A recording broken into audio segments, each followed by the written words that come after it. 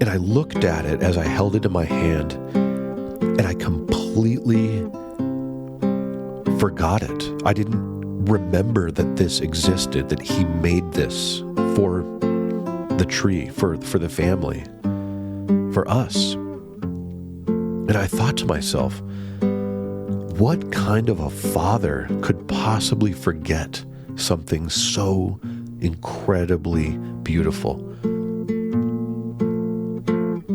You know, he's moved out now. That time is gone.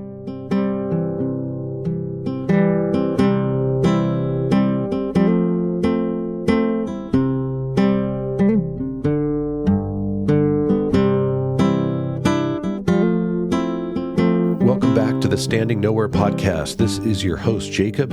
It is a pleasure to be back with everyone listening. And out of the gate, I just want to say I am grateful to everyone who is listening.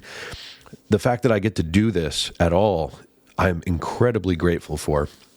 I couldn't lock in a guest this week, so I thought, another solo episode would be all right. And with it being Thanksgiving, at least last week, I wanted to talk about gratitude a little bit, some things I'm grateful for on this episode. I couldn't lock in a guest, and honestly, lately I've been struggling to lock in much of anything lately. Just a brief life update. There's been a little bit of backsliding on my part in terms of nutrition and, exercising and training. There's been a little bit of a lull in my job search with my anxiety looking for work. And it transitions into a self-blame spiral with me. I get in my own head sometimes. And there's this tension of, can I be grateful and practice gratitude when I'm also drowning in my own regret or my own negative self-talk? And it started, well, it didn't start, but within the last week, we do our family tradition of setting up the Christmas tree and putting the ornaments on the tree and decorating it. And my oldest son, Trent, he moved out of the house last year in November. So last year we set the tree up without him for the first time, and that was a little emotional for me. This year, same thing. However, this year, something really interesting happened and heart-wrenching. My wife, she splits up the ornaments, Trent's ornaments, so we can all put them on the tree for him. And there's 3 of them. And somehow, I only thought there was 2. And my wife kind of looked at me like, no, he's always had 3. And I thought, how could I forget something so precious? The 3rd ornament that I forgot is one that he made when he was 5 years old in kindergarten. And it's this little golden ornament. And when he was 5 years old, he dipped his hand into this white paint. And he put his beautiful little 5-year-old hand on the ornament so you could see his handprint. And then he painted these cute little snowmen on the ornament. And it was just so beautiful and gorgeous. And I looked at it as I held it in my hand, and I completely forgot it. I didn't remember that this existed, that he made this for the tree, for the family, for us.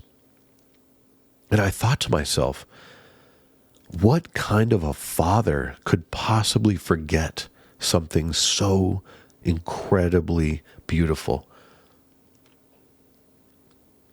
He's moved out now. That time is gone. And I just, practicing mindfulness and being more present with your life, with yourself, with others, it's a powerful thing. but it will also shine the light in areas that have been in darkness for a while. And one of those areas that's been in darkness is holiday traditions. Ever since I was a kid, I really enjoy the holidays. I've always loved Christmas since I was a kid, but at a certain point, it became more about, I don't know, a little bit more about the gifts and just the fun, and less about appreciating that which matters, my family, my relationships with others. And I don't know how. I think it started when I started to grow, not only grow up, but age as time went on. I'm holding this ornament in my hand and I'm like, I don't remember this ornament. How could I not remember my 5-year-old's, my oldest son? He's 19 now, but when he was 5, he made this beautiful little ornament. How could I forget it? It crushed me. And I was just so busted up about it. These rituals mark time. They say, this matters. These people matter.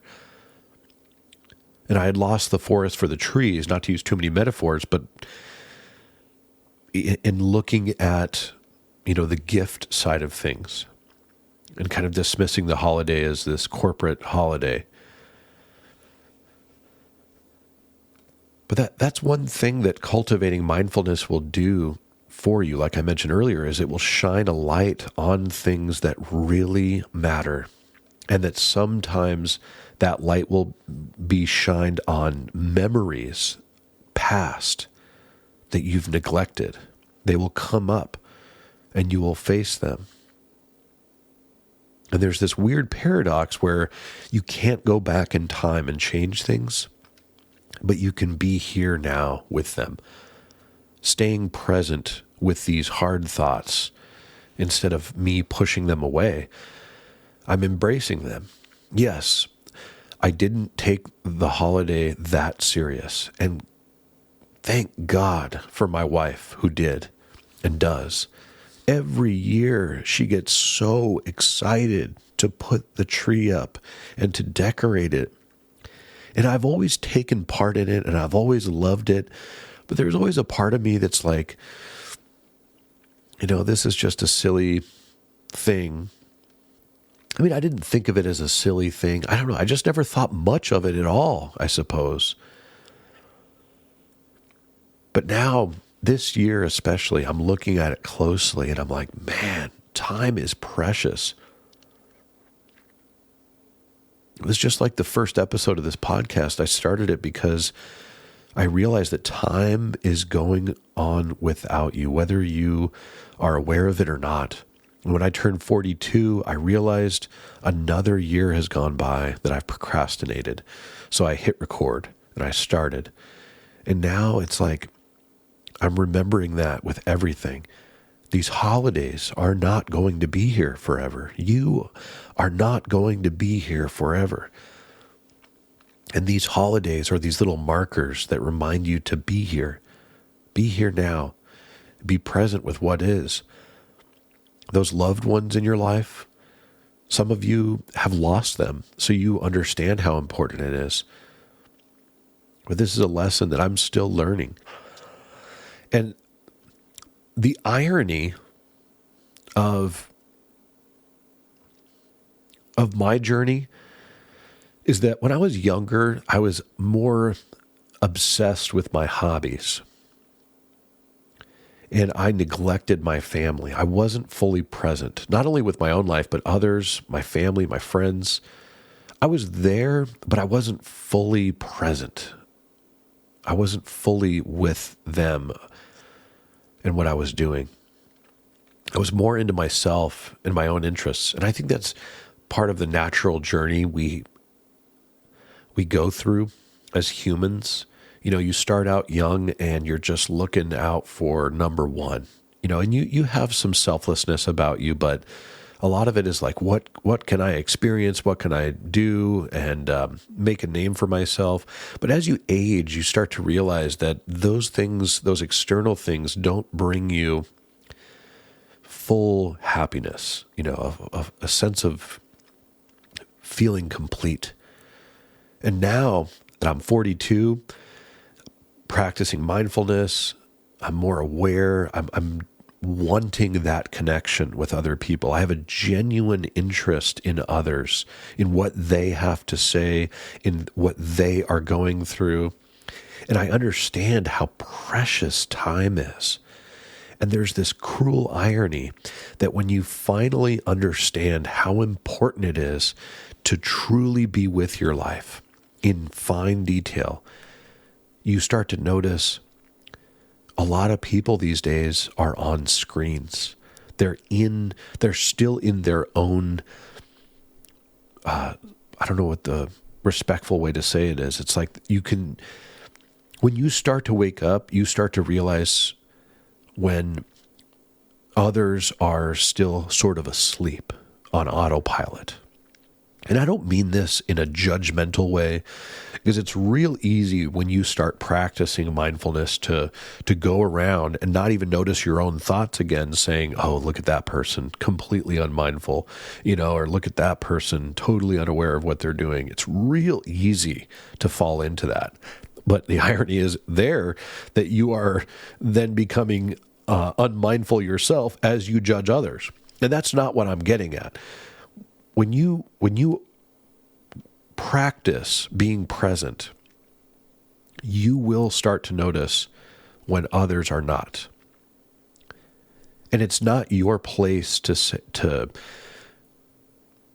try to wake people up to their own lives. That's not your place. What you want to do is be present for them, to give them a space where you are fully interested in what they're saying. With no ulterior motives, you are lost completely in what they are saying, what they are experiencing, the real definition of compassion.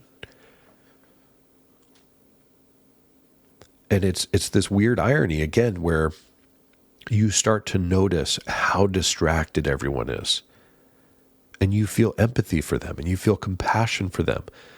And again, it's not your place to through words to try to get them to wake up, but to share your wakefulness, your presence with them.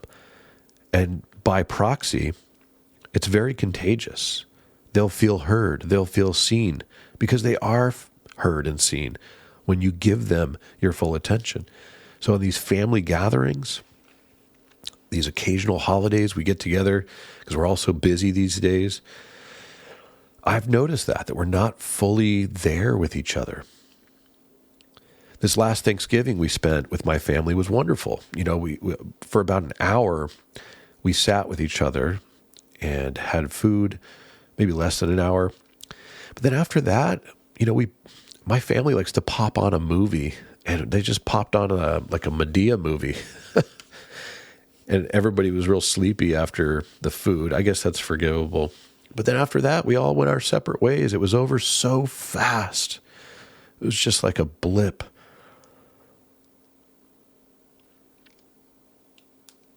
It's like this weird irony. You reach out when others are tuning out sometimes. And it's like, man, it's funny. My mom used to berate me when I was younger for using the computer too much. I was so into my PC gaming.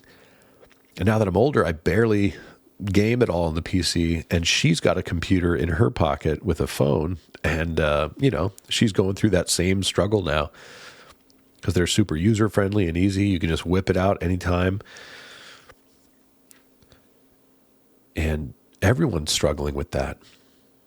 We've all got a phone in our pocket. It's real easy to tune out, to get that next dopamine hit, to fill the moment with something.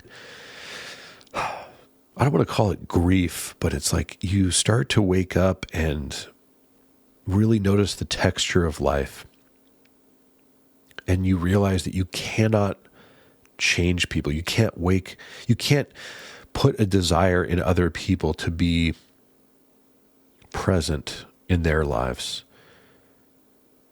At least not willfully. You have to just be there for them. And then I think you'll start to notice more wakefulness in people when you are yourself awake. Can you be grateful for your own awakening, even when it hurts, when you can't get back the years that you lost? I think back to all those Christmases where I was kind of there, but not really there fully. And I have to love myself. That's just part of the growing process, the waking up process, the birth pangs. Leonard Cohen, in his song Anthem, has some lyrics that speak to this. He says, "The birds, they sang at the break of day. Start again, I heard them say. Don't dwell on what has passed away, or what is yet to be. Ring the bells that can still ring. Forget your perfect offering.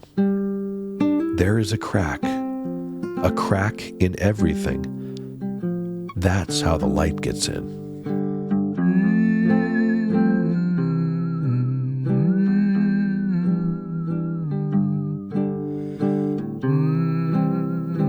So this is what you have right now. This breath, this day. And I'm grateful for it. I might be living in one of the most stressful and traumatic times of my life, where I have not known financial security for years. At all times, my mind, my brain is in this hypervigilant state where I have to continually practice mindfulness to come back, to remember it's going to be okay. It's going to be okay.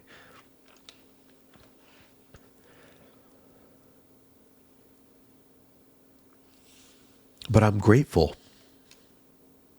I'm appreciative of the now, in spite of these financial hard times. It's real easy for me to let those eclipse everything in my life, which I am grateful for. My wife, her patience during this rough patch, and my wife has been so patient through it. Very patient. I can't keep the cupboards. I can't keep the cupboards stocked like I want to. I can't get the kids, birthday presents. I can't take them on vacation. I don't remember the last time we had a vacation. And through all of it, my wife has been so patient. My kids have been so wonderful. I'm so grateful for them.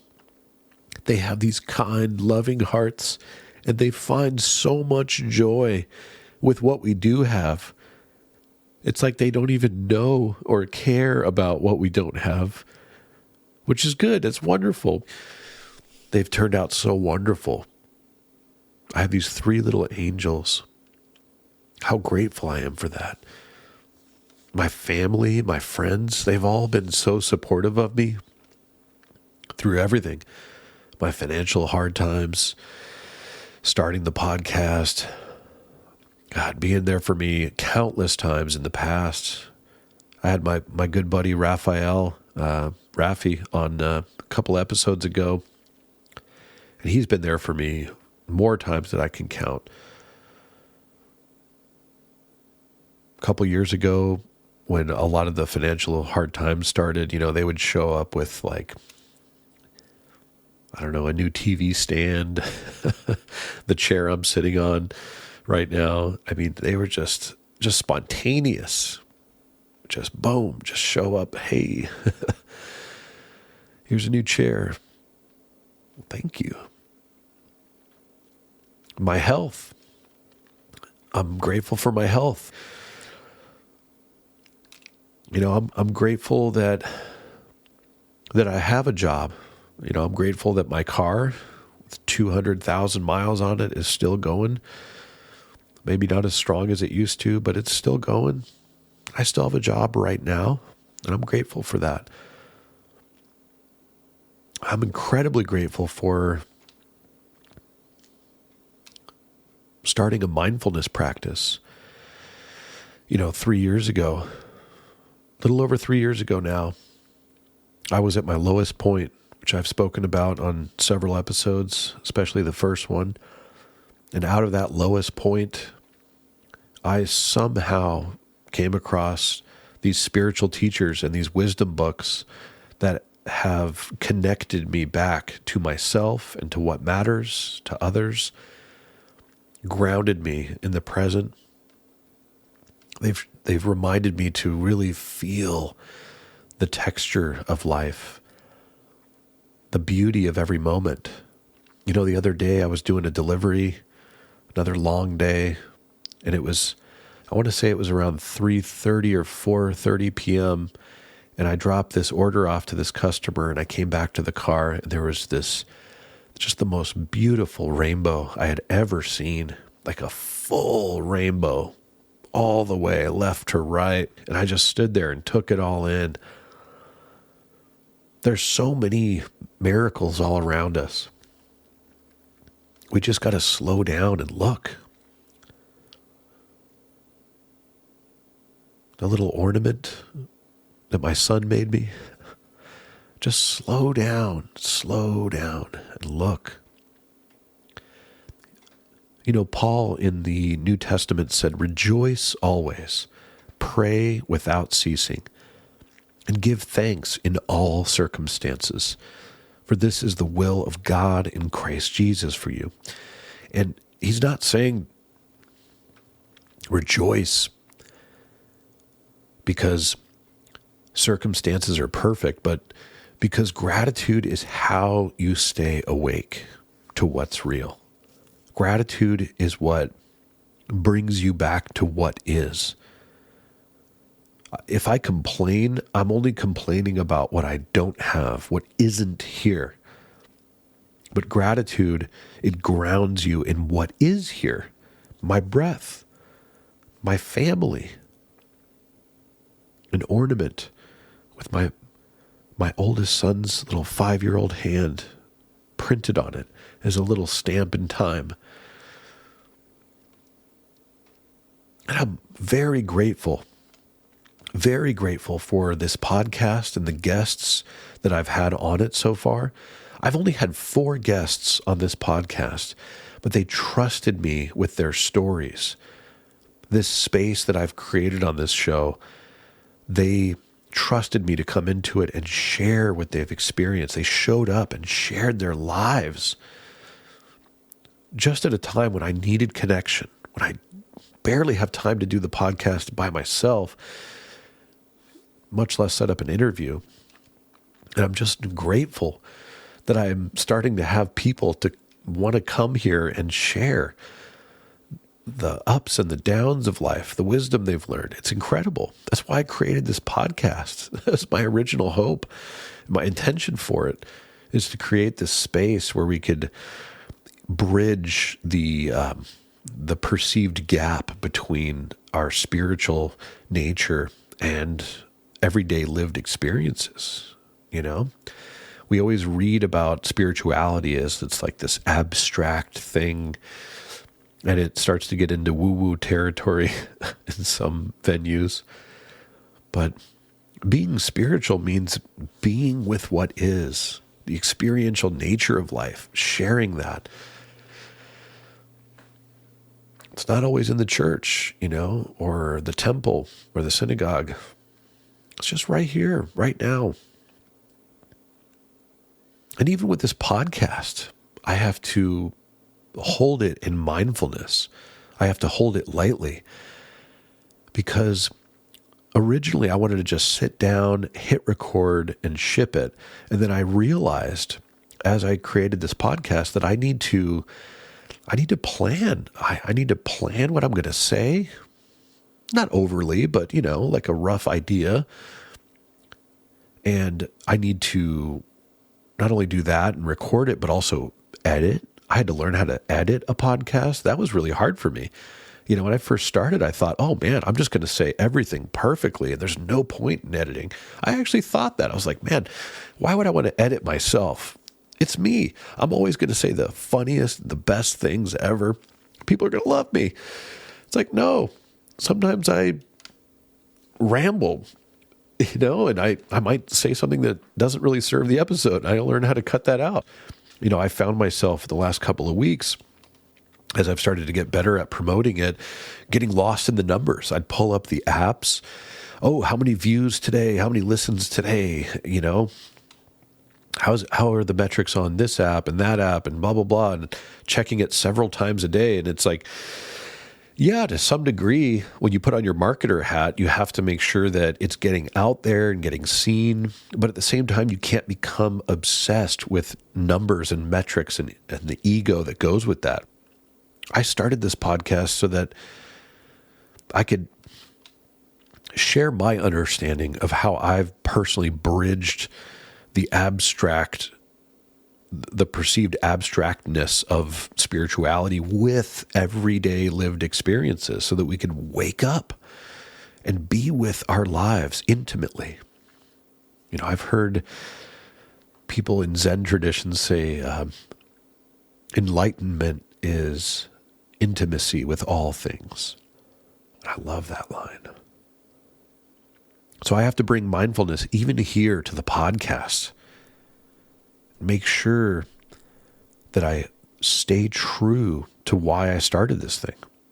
And not to pat myself on the back, but I think I've done a pretty good job at that, because I feel anytime I start to get a little hooked on boosting numbers or reading, coming up with the correct title for an episode, just getting lost in the minutia, just remembering, come back.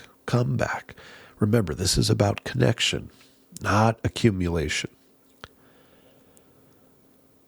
And it's like, it goes back to what I was saying in the beginning. What matters isn't perfect execution.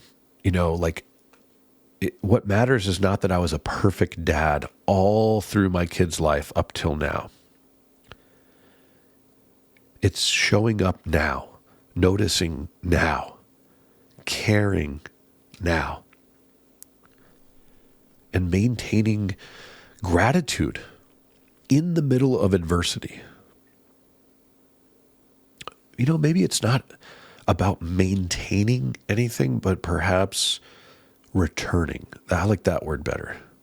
Returning to gratitude, to presence, to what matters. Just keep coming back. Keep coming back to gratitude again and again and again. Some days I will forget things like precious ornament that my son created for me, and I'll spiral into self-blame. Some days I might check the download numbers too many times, but then I'll remember and I'll come back, and that's the practice. That's why it's called a practice. It's not perfection. This is what being human is all about. So if you listening are in a similar boat, or if you can relate to anything I've been saying, just remember, it's just about noticing and practicing this returning process, noticing these ordinary miracles in life. And I'd love to hear from you guys. If you want to comment or leave a review, I'd love to hear something perhaps important that you forgot, that you remembered, or things that you're grateful for. I really would. Just keep coming back. And I want to close out with a reading from one of my favorite guys in the whole world, Zen Master Thich Nhat Hanh. He says, people usually consider walking on water or on thin air a miracle. But I think the real miracle is not to walk on water or on thin air, but to walk on earth. Every day, we are engaged in a miracle which we don't even recognize. A blue sky, white clouds, green leaves, the curious eyes of a child, our own two eyes. All is a miracle.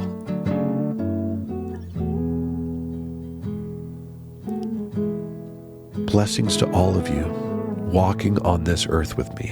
I am grateful for you. Have a wonderful rest of your day.